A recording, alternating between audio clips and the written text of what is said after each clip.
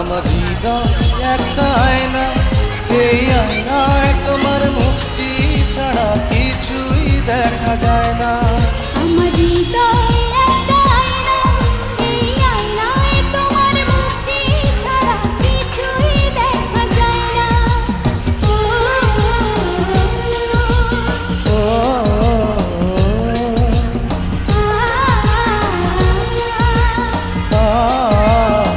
তিনশো ফিট রাস্তার মাঝে আসছিলাম একটু ঘোরার জন্য।